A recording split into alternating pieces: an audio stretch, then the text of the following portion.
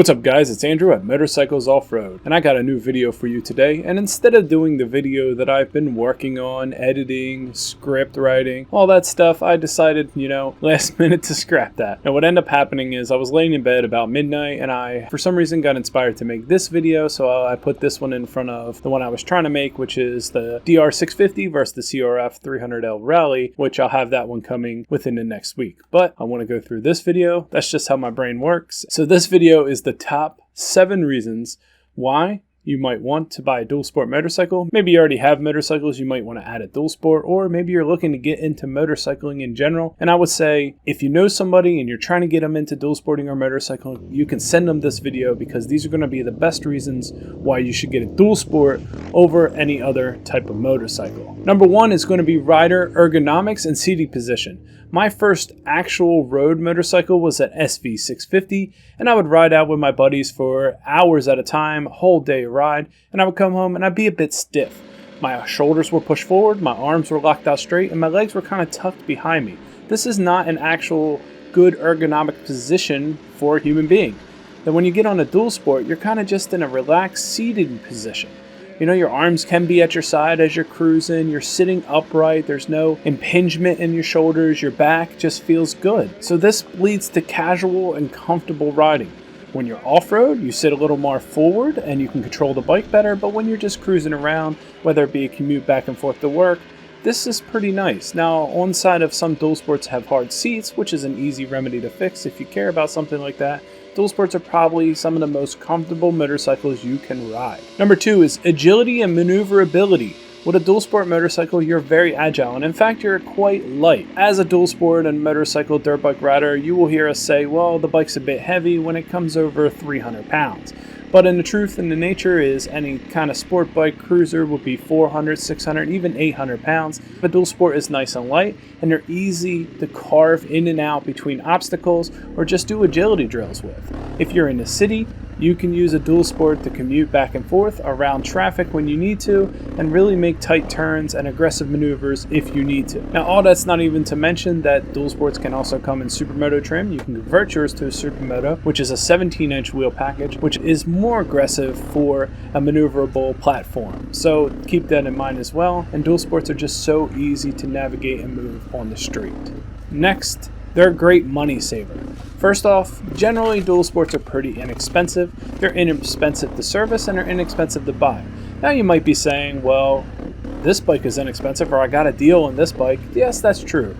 You could get good deals, but on dual sports, they're always generally pretty inexpensive. If you have $3,000 or less in your pocket, you can pretty much find a really good dual sport that's going to be reliable forever. But let's just say you don't have that much money. Maybe you have just a little bit of money and you wait till winter time. You can be crafty about it. And you can find somebody's motorcycle that's been sitting for a couple years. Maybe they put it up on Marketplace. It just needs a carb clean and the battery's flat. You can buy it during winter time when no one's out riding.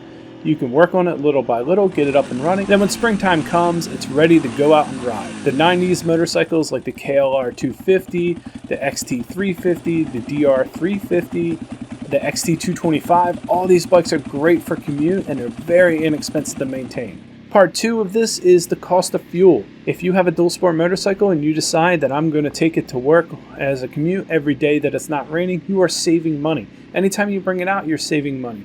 Generally, they're getting 40 plus miles per gallon and a lot of them up to 70 miles per gallon. So just on fuel prices alone, you'll save money with your dual sport.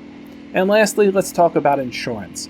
So I live in a state where insurance is actually really high for a lot of people, but they don't see dual sport motorcycles as a high risk coverage because I have 3 dual sport motorcycles on my policy with Geico and I pay $100 a year.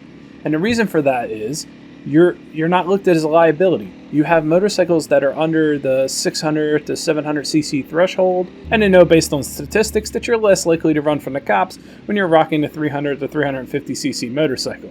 So you put a lot less people in danger as far as the numbers go, so they're very inexpensive to insure, even in a state like mine where insurance is expensive.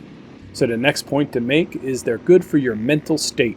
Just riding in general is good for your mental state. I did a whole video talking about the cognitive functions that are used and the chess match that you play when you're riding a motorcycle off-road. But I just want to talk about how freeing it is when you get out on a motorcycle.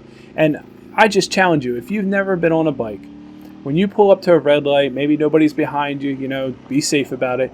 Just open your door and look at the ground. Look at the ground and see what you see. What do you see? You take in like a high definition version of the rocks, the different things, maybe bugs, maybe some stuff that people threw away, the grass, and it's all absorbed into your mind like so much more clear that when you're in the car and you're in the steel frame with the glass, you just don't have that connection to the earth, to everything around you.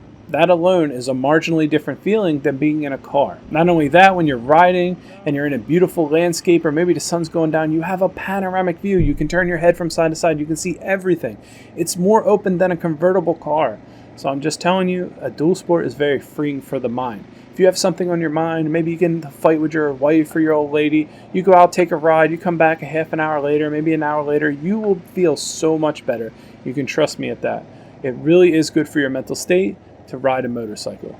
Next, I want to talk about how dual sports bring people together. It doesn't matter what you look like, your race, your creed, your politics, your religion, it doesn't matter. If you ride motorcycles and somebody else rides, you already have that connection. And you guys can really hit it off and be friends probably for the rest of your life. I've met more friends as an adult through motorcycling than I had in any other situation, playing sports, high school, anything, because you already know what it's like to go through riding and to be one of the people that are willing to put your name on a ballot or vote for riding or stand up and go to charity runs or just support the cause in general. Riding really brings people together. And then the next part to add to this is like communities. Like, you can connect with the internet now with communities with people who have the same bike, same riding style, etc. Anywhere with Facebook groups, and just have a lot to talk about and a lot in common with new people and make new friends. I pretty rarely see somebody on these communities doing, saying sarcastic things, being overly ignorant, or, using the laugh emoji to be like kind of just a jerk. And those people I just block right away, because if they're saying that to somebody else, they might say it to you down the road, and you don't need that negativity in your life. And there's plenty of other people that'll be positive and happy that you ride and willing to meet you in the middle no matter what you're riding, like what your skill set is. There's been tons of people that I've invited out to ride to me personally, and it didn't matter if they were good at riding or not. So it really brings people together. Next is reliability. Reliability is something we should really talk about when it comes to a dual sport motorcycle. Now, most dual sport motorcycles are single cylinder carbureted engines, and basically that's going to last forever.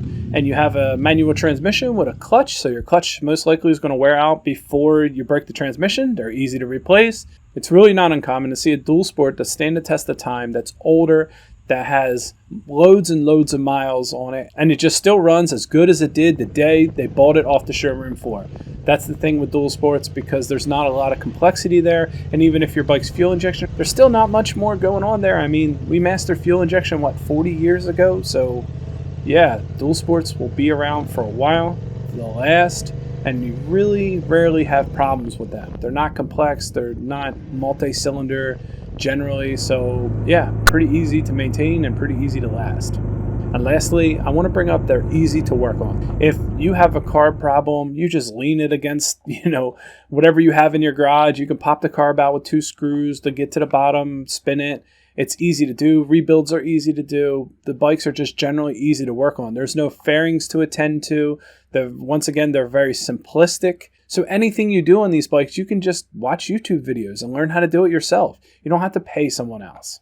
Also, it's good to note that if you're somebody like me that likes turning wrenches, or you're somebody who likes to learn, if you start working on your older dual sport bike, that information will translate over to newer bikes, because newer bikes are just different iterations of the older bikes with slight changes over time.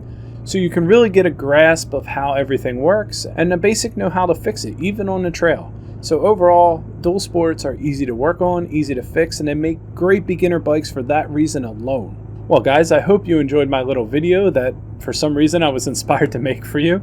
If you would like to support the channel, be sure to subscribe. That helps out a lot. And also I have a website, which is motorcyclesoffroad.com, where I sell t-shirts, or you can check out the Patreon. Tons of free stuff there, as well as that's the best way to support the channel at this point. So thank you guys for watching, and I really appreciate it. My name is Andrew, and this is Motorcycles Off-Road. Stay safe out there, guys.